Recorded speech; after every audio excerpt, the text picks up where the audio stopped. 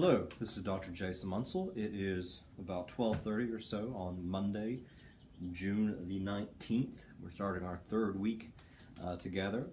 Hope that you are enjoying the summer and this class. I have looked over the threads this morning, really pleased with some of the takeaways you've had so far from the course, sort of that midterm reflection. I think I saw a trend in sort of a lot of folks talking about the everyday activism and stuff like that. But overall, I was really pleased. So far, I like all the tweets. I mean, everything that you're doing is great. There are just a few of you who could probably do a little bit more. But in any case, blah, blah, blah, blah, blah, what else? Oh, yeah. I put a new thread up for today, and so it's all about the motivated sequence and helping you to prepare for this YouTube speech. And the big thing that you have due this week, or at least Saturday, is that advocacy plan for those 4 different types or 4 different avenues I've been using of advocacy. So the plan for your YouTube speech, which, for the most part, you already have. Plan for the letter, plan for social media, which I'm going to talk about tomorrow, and then plan for the body rhetoric. And if you've read chapter 7, this conferencing stuff could be part of that process. It's sort of up to you. We've talked had that extra stuff about body last time. And then, after you do each of these little things, the rhetorical packages, why do you think what you're doing is effective? And I really want you there to reference, not necessarily formally, but refer back to the book and lectures and everything like that. I think this is an effective rhetorical package because of, as we read in chapter 6 or whatever.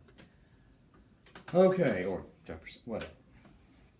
So again, normal stuff this week, tweets and the newest round 3 of the journal and the threads by Sunday, but rhetorical package, the big advocacy plan for those 4 different types of advocacy due Saturday.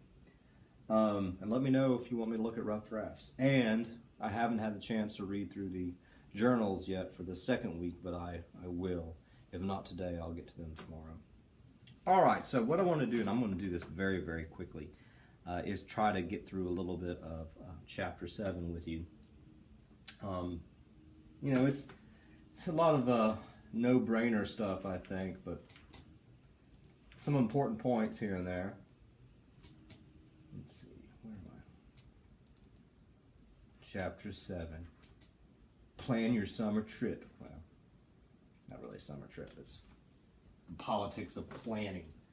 Putting together a fun little conference as itself an act of resistance. I'm going to drop my pen. Okay. So, oh, by the way, one of the things that I thought was cool, where are you talking about vegan? Oh, we create conferences with free vegan food because we believe that no one should go hungry. Okay. But if anybody is interested, if you are a vegan, or if you would like to be a vegan, if you are vegan curious, I've got the vegan food pyramid for you. You've got the veggies and the fruit, whole grains, barley. What's spelt? Soy. I really like soy.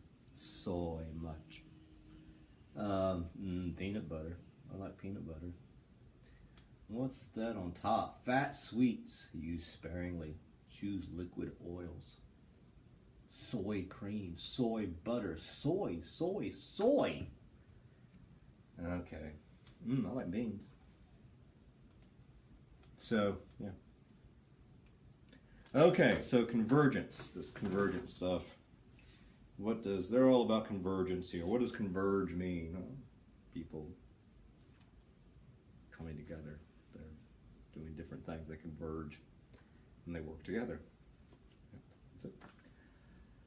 Basically, this entire chapter is giving you very, very practical ideas for bringing people together. Real people working together, talking, sipping tea, having dialogue instead of diatribe. I like this little quote. Face-to-face interactions build trust, friendship, and shared experience. These are essential for activism, organizing, and social movements. Over a cup of tea, waiting for the first panel to begin, we can share newfound ways of making change. What do you think about this tea? I think it sucks. Me too. We have made change. But, you know, it is important. I'm sort of tongue-in-cheek about this, tongue-in-cheek. But, you know, you're not going to solve big, weighty problems all by yourself. Yes, we all can make a difference, but if we work together with other people in very strategic ways, we will likely have a bigger impact. And so working and together is important, and writing together is important. They talk about writing collaboratively. So the authors here of this particular chapter, Jenny and Michael, they say, we write collaboratively as an act of resistance. And as an example, transparency, exposing the hidden skill set learned through. So they're writing this together. I don't know how that's a resistance. Maybe they were typing together. Maybe like Jenny had, you know, her right hand, and then Michael had his left hand, and they, ooh, yeah. It's like dueling pianos. But they weren't dueling. They were working collaboratively as an act of resistance. Examples of, it's all about conferencing, bringing people together, creating a conference itself a political act. Ooh, breaking news. What happened? Man arrested on suspicion of carrying out Finsbury Park attack. Ooh, there's another attack in Cardiff? Oh, Jesus. Okay. So the National Conference on Organized Resistance, or NCOR, held annually, but not annually anymore. It's a good example of an activist conference, but it doesn't exist anymore. So, not so much. It depends on how you evaluate success, I suppose. But that they no longer have funding, or I was trying to do some research, try to figure out what happened. Nobody was interested. It was at American University, and they couldn't get volunteers, and so I don't think that's terribly successful. It's a good example of an activist conference that no longer exists because nobody was interested. Okay. Talks about this other organization, Finding Our Roots, I always say that differently, in Chicago. I couldn't find them. I tried. I don't think they exist anymore either. I kept on finding, when I was Googling them, I found some older stuff, but most of the stuff that popped up was like genealogy stuff, finding my, where you come from. My mommy.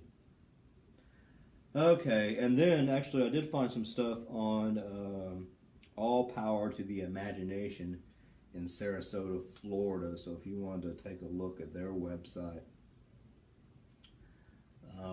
just to see what these examples are.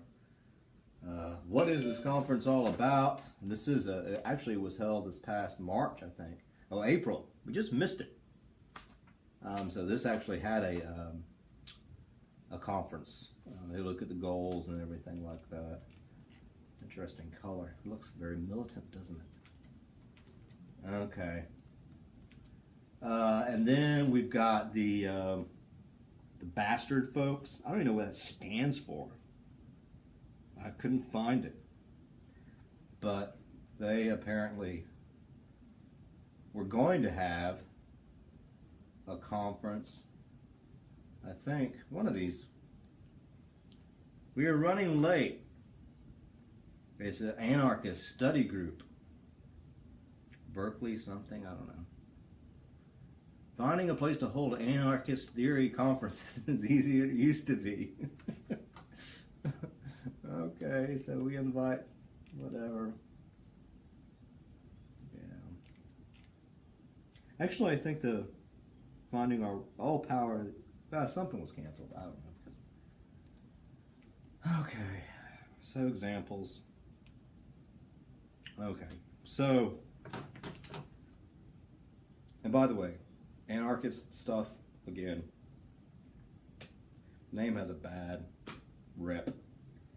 But when they say all this, anarchist principles, blah, blah, blah, it basically just means like non-vertical, sort of hierarchical type of organization, more horizontal. No, a leaderless organization. We're all working together, we're all equal. As you know, most organizations have sort of a top-down or have a chain of command. This has no chain of command. Okay, so again, the point is to create these temporary horizontal spaces. Why to do these conferences in the first place? Creating the TAZ, the temporary autonomous zone. So, get people together, create horizontal organization where people can talk to one another in solidarity and distribute stuff. Cross-pollinate. Yeah, just get ideas from each other. Okay. Help each other out financially or, some sort of aid. If somebody over here in Irmo is trying to do this and somebody over here in Lexington is trying to do this, maybe they can work together. They can help each other out.